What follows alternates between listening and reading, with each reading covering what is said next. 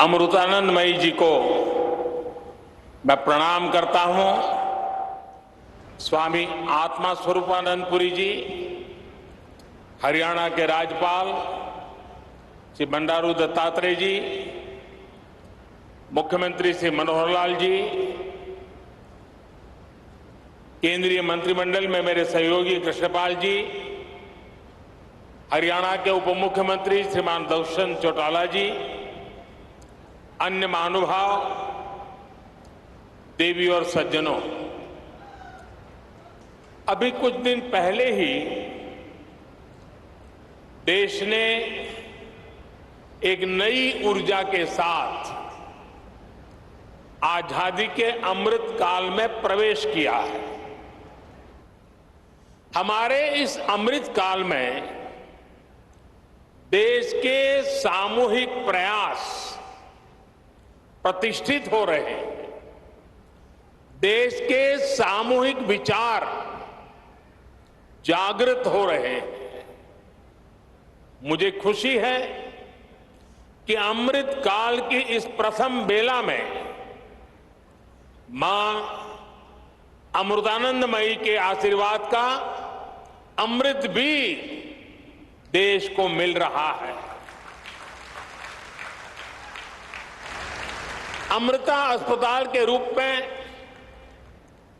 फरीदाबाद में आरोग्य का इतना बड़ा संस्थान प्रतिष्ठित हो रहा है। ये अस्पताल बिल्डिंग के हिसाब से, टेक्नोलॉजी से जितना आधुनिक है, सेवा, संवेदना और आध्यात्मिक चेतना के हिसाब से भी उतना ही अलौकिक है। आधुनिकता और आध्यात्मिकता, इसका ये समागम गरीब और मध्यम वर्ग के परिवारों की सेवा का उनके लिए सुलभ, प्रभावी इलाज का माध्यम बनेगा। मैं इस अभिनव कार्य के लिए, सेवा के इतने बड़े महायज्ञ के लिए पूज्य अम्मा का हृदय से आभार व्यक्त करता हूं।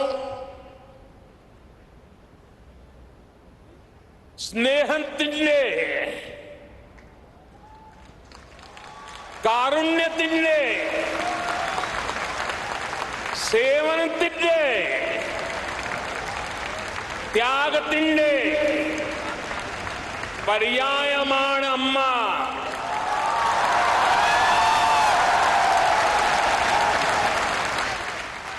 माता अमृतानंदमयी देवी भारतंडे महत्ताय आध्यात्मिक परंपरा तिंडे नेरवकाशियाण।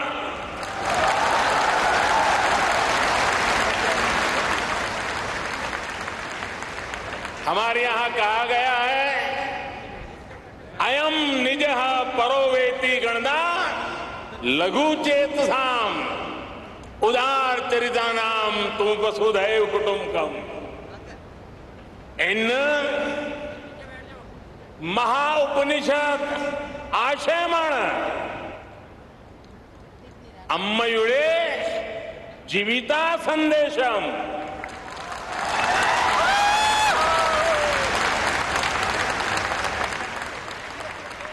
अर्थात अम्मा प्रेम, करुणा, सेवा और त्याग की प्रतिमूर्ति है। वो भारत की आध्यात्मिक परंपरा की वाहक है। अम्मा का जीवन संदेश हमें महाउपनिषदों में मिलता है। मैं मठ से जुड़े संत जनों को, ट्रस्ट से जुड़े सभी महानुभावों को, सभी डॉक्टर्स और दूसरे कर्मचारी बंधु भगिनी को भी आज इस पवित्र अवसर पर बहुत बहुत शुभकामनाएं देता हूं। साथियों, हम बार बार सुनते आए हैं, न त्वम हम कामये राज्यम न च स्वर्ग सुखानि च कामये दुक्तप्ता नाम प्राणी नाम आर्तिनाशनम। अर्थात न हमें राज्य की कामना है, न स्वर्ग के सुख की इच्छा है। हमारी कामना है कि हमें बस दुखियों की, रोगियों की पीड़ा दूर करने का सौभाग्य मिलता रहे। जिस समाज का विचार ऐसा हो, जिसका संस्कार ऐसा हो, वहां सेवा और चिकित्सा समाज की चेतना ही बन जाती है। इसलिए भारत एक ऐसा राष्ट्र है जहां इलाज एक सेवा है, आरोग्य एक दान है, जहां आरोग्य आध्यात्म दोनों एक दूसरे से जुड़े हुए हैं। हमारे यहां आयुर्विज्ञान एक वेद है। हमने हमारी मेडिकल साइंस को भी आयुर्वेद का नाम दिया है। हमने आयुर्वेद के सबसे महान विद्वानों को, सबसे महान वैज्ञानिकों को ऋषि और महर्षि का दर्जा दिया। उनमें अपनी पारमार्थिक आस्था व्यक्त की। महर्षि चरक, महर्षि सुश्रुत, महर्षि वाग्भट, ऐसे कितने ही उदाहरण हैं जिनका ज्ञान और स्थान आज भारतीय मानस में अमर हो चुका। भाई और बहनों, भारत ने अपने इस संस्कार और सोच को सदियों की गुलामी और अंधकार में भी कहीं कभी लुप्त नहीं होने दिया, उसे सहज करके रखा। आज देश में हमारी वो आध्यात्मिक सामर्थ्य एक बार फिर सशक्त हो रहा। हमारे आदर्शों की ऊर्जा एक बार फिर बलवती हो रही है। पूज्य अम्मा भारत के इस पुनर्जागरण का एक महत्वपूर्ण वाहक के रूप में देश और दुनिया अनुभव कर रहा है। उनके संकल्प और प्रकल्प सेवा के इतने विशाल अधिष्ठानों के रूप में आज हमारे सामने। समाज जीवन से जुड़े ऐसे जितने भी क्षेत्र हैं, पूज्य अम्मा का वात्सल्य, उनकी करुणा हमें हर जगह दिखाई पड़ती है। उनका मठ आज हजारों बच्चों को स्कॉलरशिप दे रहा है, लाखों महिलाओं को स्वयं सहायता समूहों के जरिए सशक्त कर रहा है। आपने स्वच्छ भारत अभियान में भी देश के लिए अभूतपूर्व योगदान दिया है। स्वच्छ भारत कोष में आपके द्वारा दिए गए बहुमूल्य योगदान के कारण गंगा किनारे बसे उस इलाकों में काफी काम हुआ। इससे नमामि गंगे अभियान को भी काफी मदद मिली। पूज्य अम्मा, उनके प्रति पूरे विश्व का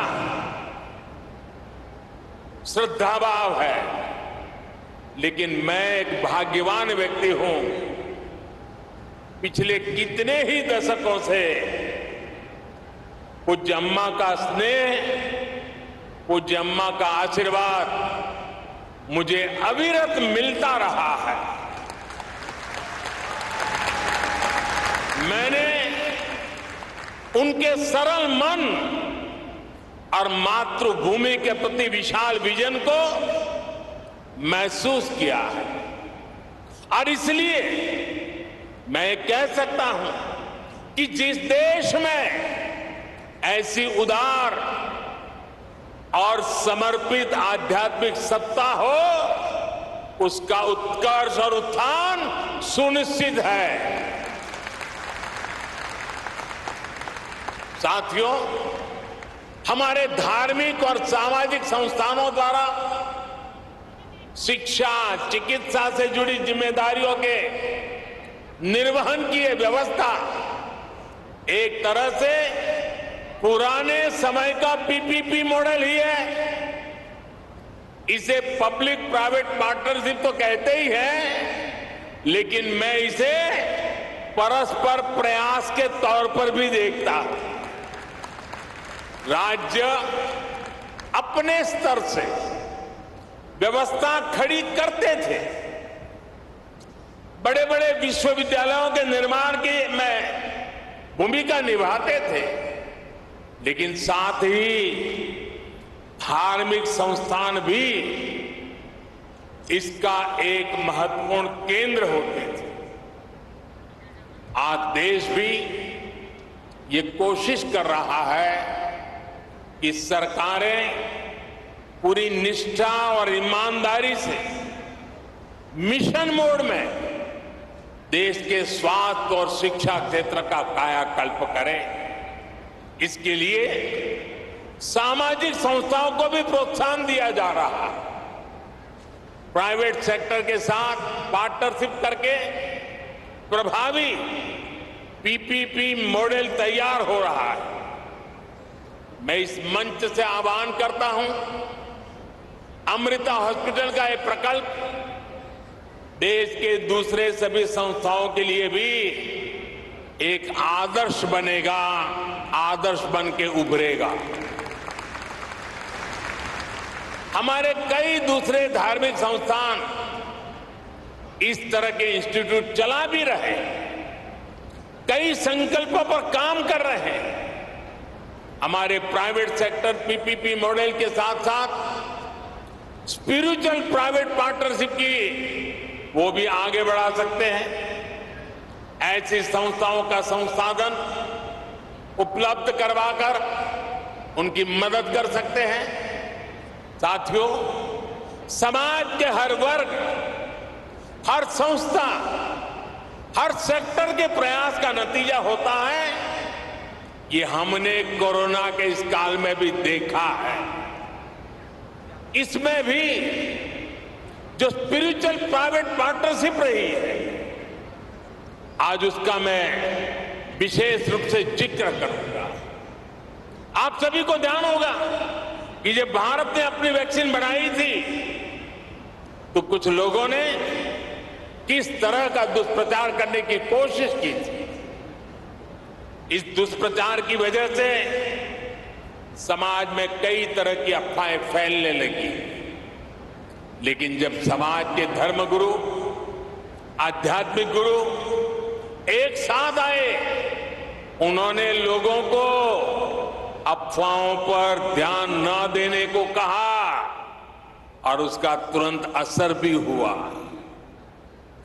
भारत को उस तरह की वैक्सीन हेसिटेंसी का सामना नहीं करना पड़ा जैसा अन्य देशों को देखने को मिला। आज सबका प्रयास की यही भावना है जिसकी वजह से भारत दुनिया का सबसे बड़ा वैक्सीनेशन कार्यक्रम सफलतापूर्वक चला पाया। साथियों, इस बार लाल किले से मैंने अमृत काल के पंच प्राणों का एक विजन देश के सामने रखा है। इन पंच प्राणों में से एक है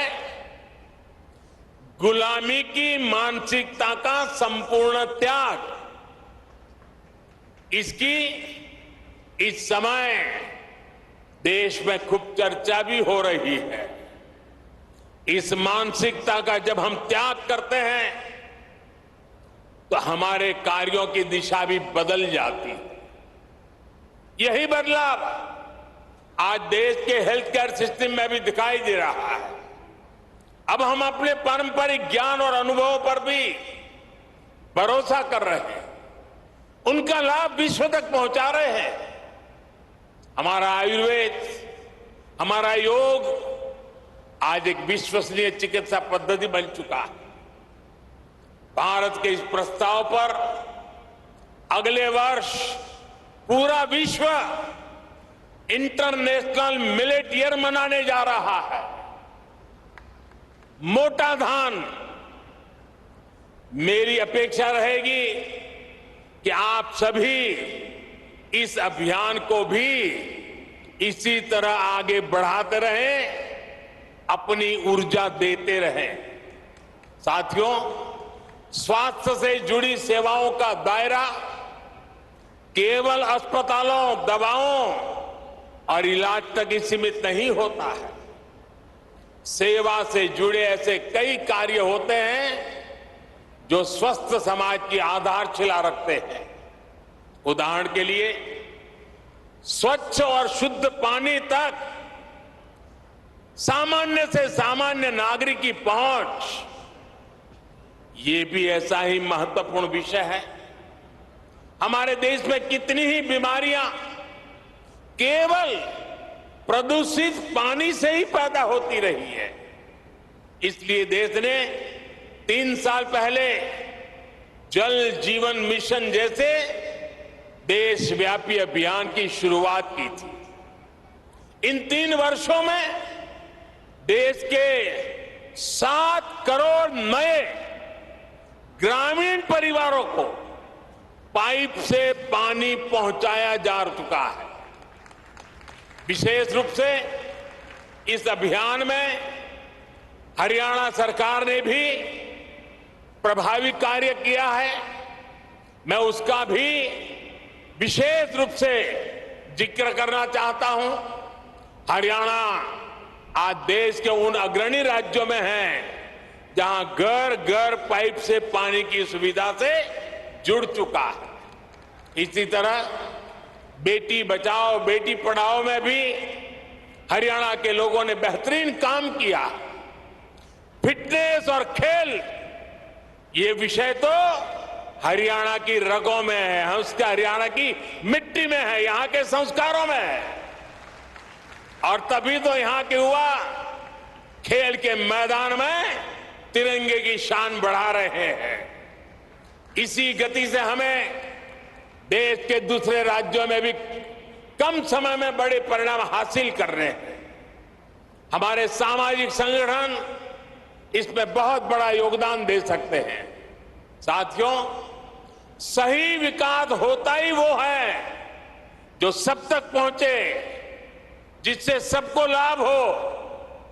गंभीर बीमारी के इलाज को सबके लिए सुलभ कराने की ये भावना अमृता अस्पताल की भी है। मुझे विश्वास है कि सेवा भाव का आपका ये अमृत संकल्प हरियाणा के, दिल्ली एनसीआर के लाखों परिवारों को आयुष्मान बनाएगा। एक बार फिर पूज्य अम्मा के श्री चरणों में प्रणाम करते हुए, आप सबका हृदय से अभिनंदन करते हुए अनेक अनेक शुभकामनाएं। बहुत बहुत धन्यवाद।